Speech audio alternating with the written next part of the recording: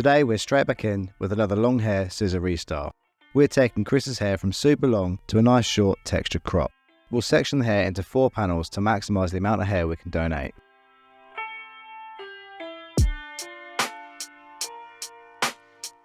We'll be starting this tutorial in the same way we usually do, by prepping the hair with a tonic of your choice. In this case, we're using the EBOOK Deluxe Foam Tonic. Following that, we're going to wet the hair through with a decent amount of water. Now moving on to our head map, we're going to use a box section to separate the hair into 2 cutting zones, the top layer and the sides.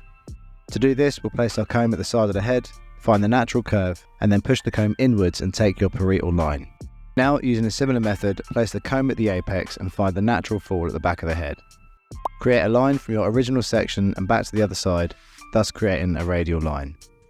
Now repeat the process for the second parietal section, which completes your box section. We're now moving on to our block graduation. Block graduation is a hair cutting technique where the hair is cut in graduated layers using horizontal sections of hair that are held perpendicular to the head. Block graduation replaces the need for clipper over comb by removing the bulk at the very beginning of the haircut. In this tutorial, we're using block graduation to identify our transition zone. We're pulling the hair out at 90 degrees on the sides of the head so that we're removing as much of the hair as possible. When we approach the back, we're changing our direction to 45 degrees to allow some weight to build up around the back of the head. Using our block graduation as our guide, we're taking a centre profile section at the back of the head and cutting this section to match our guide. We'll then use the block graduation and our centre back section as the guide throughout the rest of the scissor cut. Each subsequent section will now be pulled one into another, meaning section 2 into 1, 3 into 2, and so on. This will allow a slight weight build up towards the corners of the head, influencing a squarer shape. As we reach the sides, we'll be over directing our last back panel into our side panel at the back of the ear. Follow this guide through to the temple and repeat the process for the other side.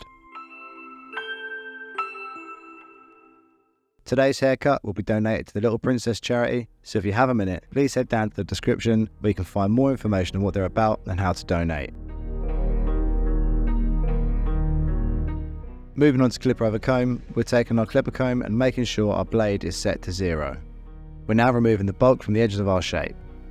To do this, you'll comb the hair down to its natural growth, face the teeth of your comb towards the scalp and scoop out towards you. Remove the hair from the bottom of the comb and remove the bulk from the rest of the hairline. We're now going to produce a rough shape up with our clipper. Shaping up the bulk of the hairline with your clipper is a great way to introduce a strong shape. The fine teeth of a trimmer will often require much more effort in longer hair. As the teeth of the clipper are wider, more hair will feed through the clipper, giving a cleaner result in just one pass. Bear in mind this is a rough shape up and we'll go back with our trimmers to refine at the end of the haircut. We'll now taper the back of the neck, giving the hair a soft, natural finish. I'm not going to go too in depth with the taper, as I've got another video which you can check out in the cards or the description, which explains my process on how I achieve blurry tapers. The process I used here is a simple run through with clip grades. I've started with a grade 4, worked my way down to a 0, and worked my way back up to remove the lines. Now heading back to our clipper over comb, we're going to soften the scissor lines. We can do this by opening our fade lever and gently clipper over comb along the edges and sides of the haircut. This process is done by eye. What I'm looking out for here are scissor marks and bulky areas. The aim of the game is to achieve a clean, straight silhouette. So take a step back, look at the outer shape of the haircut. Anything that sticks out or doesn't look consistent, remove it. A great way to soften the scissor lines is to place your comb in at the bottom of the head horizontally and follow up in similar fashion with your clipper. Gently nudge away at the bottom of the comb, removing minimal hair as you follow your comb up the head in a straight line. The sides are now complete and it's time to move on to our top section. We'll begin by reducing some of the bulk and gently transitioning into the top. This is achieved by taking diagonal forward cutting angles, which influences a forwards moving haircut. Take a section from the crown to the recession point, and then take a further section starting at the back of the head in a diagonal forwards line. Grip the hair with good tension and angle your fingers towards the temple at 45 degrees. This will allow the hair at the top to remain longer and the hair towards the temple to shorten, resulting in a graduated shape. Carry on with this method down the side of the head and repeat this process for the other side. Move on to the top of the head and take a centre profile section to set your guide for the top of the haircut. With this particular haircut, we're starting at the front and working our way back. This is because the fringe length has already been decided and we're working the layer back through the top of the head.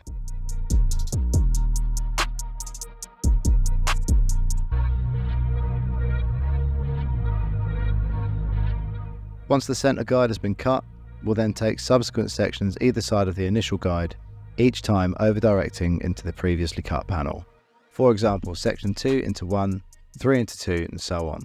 Once we've completed the vertical sections, we'll cross-check our work. We'll check the shape by taking horizontal sections from front to back.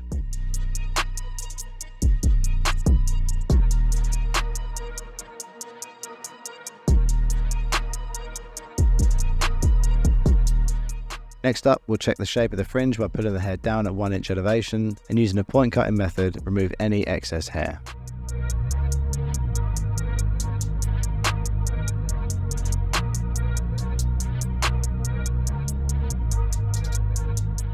Moving on to our exterior shape, we'll take a centre line from the crown to the bridge of the nose and split the hair into a middle parting. Pull the hair out with good tension at 45 degrees and point cut into the shape. The exterior shape has been pulled at 45 degrees so that we can retain weight and length on the top of the head. Repeat this step for the other side before moving on to our texture. Taking our Keisho blade or feather razor and using horizontal sections, slice into the mid-lengths, breaking up the density of the hair. This hair type in particular is very straight, so will require a lot of texture and movement. Don't be shy when it comes to texture. The more of the density we break up, the better the hair will move.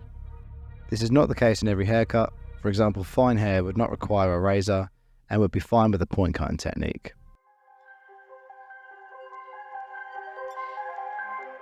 It's now time to add some salt spray and give the hair some structure.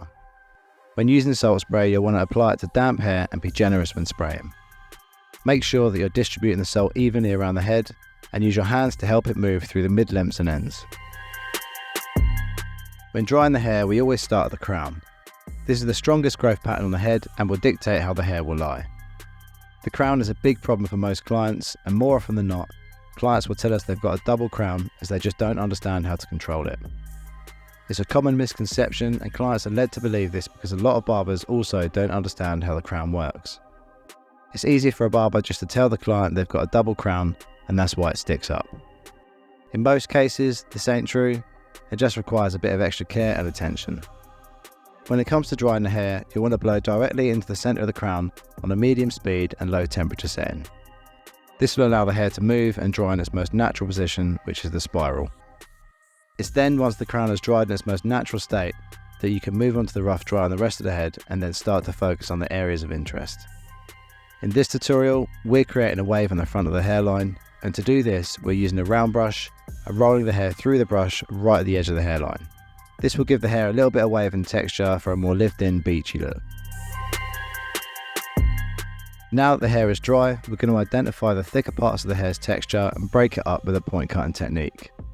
We're taking horizontal sections and holding the hair with good tension close to the root. In a vertical cutting motion, we're cutting into the hair shaft and taking chunks of weight out until we reach a texture we're happy with. The amount of point cutting will vary from client to client, so just go by feel. Less is more in some cases, so just be cautious when using this method.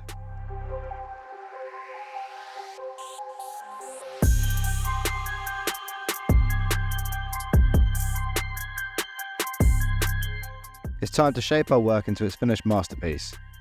We're going for a natural dry texture for a dishevelled lived-in look. To complete this look, I've opted for Johnny's Chop Shop dry shampoo and texture spray. This will give us a nice base to work from. The Chop Shop spray will degrease, add some body, and give us a nice thick base to start from. I'm then going to apply a fingertip of Uppercut Deluxe matte clay. This clay-based product will help keep the dryness of the style, but will give us a much needed hold and structure. To apply clay, we're going to warm roughly a pea-sized amount through our palms and evenly distribute it through the mid-lengths and ends. Then we'll give the hair a shake and place it into your desired position.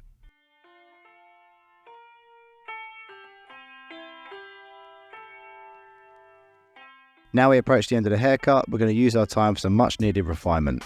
Earlier in the haircut, we gave the hair a rough shape up using our clippers. We're now going to tighten up our edge up using our T-blade and refine any other details that may need attention.